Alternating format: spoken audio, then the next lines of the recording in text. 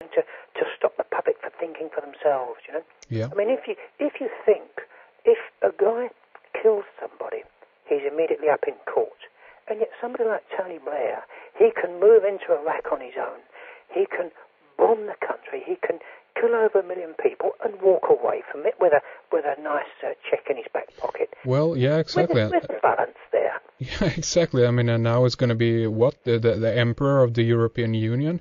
Yeah. Sheesh, I mean, it's incredible, and still, you know, now finally, you know, after what is it now, 5 years too late, there was finally picked up by the mainstream media the study that was being done by a I can't remember here it is, the Center for Public Integrity, an organization that actually have been backed financially by George Soros. When I looked at this quickly at Wikipedia, which is interesting. But anyway, this Center for Public Integrity released their reports on how basically Bush had lied on was it 935 statements that was false going into Iraq, you know? Yeah. So I mean, and still, you know, so it's like 5 years too late. We're getting this information, and many people, of course, obviously knew this from day one when the lying began, you know. Yeah. But here we are. We finally released in the mainstream media news reports about this. And you know, the question is, okay, so what happens now? Will things go on as usual, and maybe, you know, as the lies on Iran continues, will we be duped into going into that too? You know. Well, I think you're right. But occasionally there are glimmers of light. There was a guy called. Have you heard of Aaron Matada? No. He was an American decorated soldier. He was decorated for bravery. And he said no. He said Iraq is an illegal war. He said it's a war. He said that it's immoral and it's illegal. He said, and I'm not going to take part in it. And the military, they threatened him with everything, but the people took him to heart, and the people have backed him all the way. The people have said this man is right. And there's a trend in England where there's been over 300 soldiers who join the army to defend their country, who have said, no, not foreign aggressive wars. You know, we're not going to be involved in terrorism. So there's 300 British soldiers that have deserted, and the public are behind them, but the government want to prosecute them to the end of the law. Well, obviously, I mean, if they would, if people would begin that are within the army I'm speaking of now would begin to recognize that they could do a thing like this, I mean, the whole thing could basically fall apart. I mean, many people have said that, and it's so true, you know. What if they declared a war, but no one showed up, you know? Yes, yeah. Well, during the Cold War, I believed in the Cold War, and I played a very small part in that. And I was on call, you know, sort of 24 hours. I could have sort of been called in to play a part in it. It was something I believed in at the time, but the Iraq War, I don't believe in. Believe in.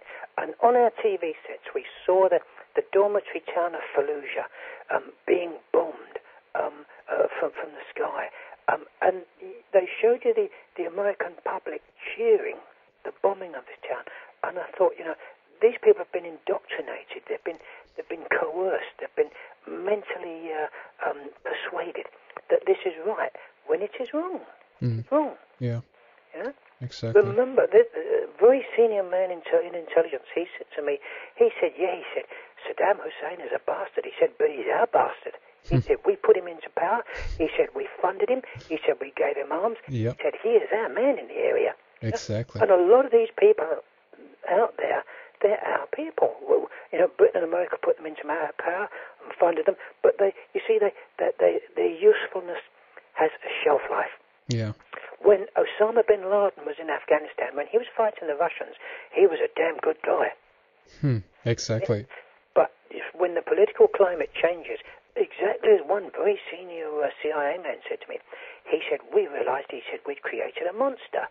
He said, this bloke, he said, we'd been throwing arms at him. He said, here, have these Stinger missiles, have this, have that. He said, the Russians are out there. He said, and we want to move in, and he's saying no. He said, and we've given him all these arms, he says, and he's threatening to fight us. So, do you think, in regards to what you just said, and if we're talking about Osama there, do you think that he actually had an interest in going against the U.S. In the end, or was he playing along all the time? I honestly don't know, but I do believe he's dead. I believe he's been dead for some time. I think so too, actually. Yeah. But more than that, I wouldn't like to say. He's kind of again. It's a perfect kind of ghost to play a card. I mean, it's perfect if you think about it for the U.S. to not find him. Also, they can always play this card. I mean, how many years can this go on? Yeah. Oh, well, I mean, they can keep producing these videos, and a lot of people now are thinking for themselves. One guy said to me, he said, "Are you telling me?" He said that this bearded old chap, he said, in this little cave. He said, in the hills of Afghanistan, he said, where there's just dirt and a few camels. He said, "Are you telling me?" He said that he masterminded, he said, from this little cave. He said, the bombing, he said, of the Twin Towers. He said, and he blew all them up. He said, and had all these airliners all flying around. He said, and made the American Air Force stand down, he said, in order to do it. He said, from a primitive little cave in Afghanistan. Exactly. I mean, you have to sort of say, well, what is this? What's going on here? Yeah. Obviously, yeah, exactly. I mean, it's been disproven, so many times. It's as you say, people are realizing this, but still, this wars kind of goes on. Hey, you know what? I do want to actually take a little break right here now. I think it's a good time to begin to round up this first segment, but I do want to, if you have the time for us, continue talking a little bit more in the subscriber section, because there is a lot more that we actually didn't get to. I would like to talk a little bit more about the Cambridge 5 or the Cambridge Apostles, the IRD, Kim Philby, and guys like this, and we could move into talking a little bit more about Helen Duncan, palmistry, and your area of so to speak.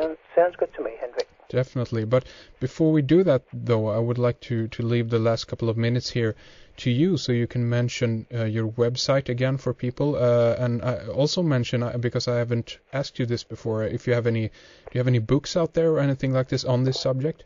I've been pressured to write books for a long time, but because I lecture, a lot of my stuff has appeared in other people's books.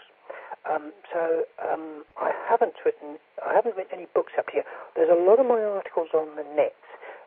The Truth Seeker, co.uk, there's some of my conspiracy articles on that. There's some more on Illuminati News. There's some of my spiritual stuff on Seekers of Spirit, co.uk. And I'm regularly on Let's Talk Paranormal. That's an American TV show there, and I've got quite a bit of stuff on there. My main thrust is to obtain truth. I have this dream that one day we'll all have access to truth. One day we will not be manipulated. We will not be mentally coerced into thinking the way that we are told. I think we should all be free to be who we are spiritually, politically, ethnically. Are you with me? Absolutely. Totally. I totally agree.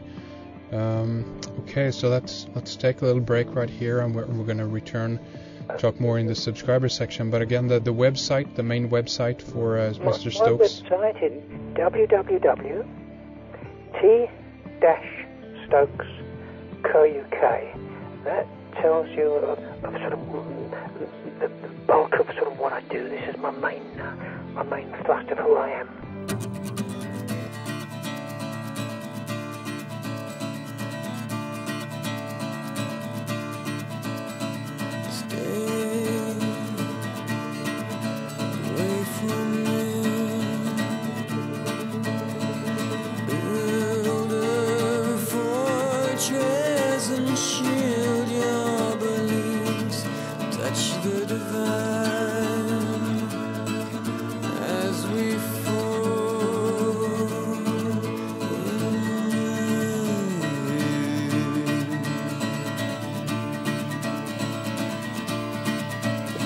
I believe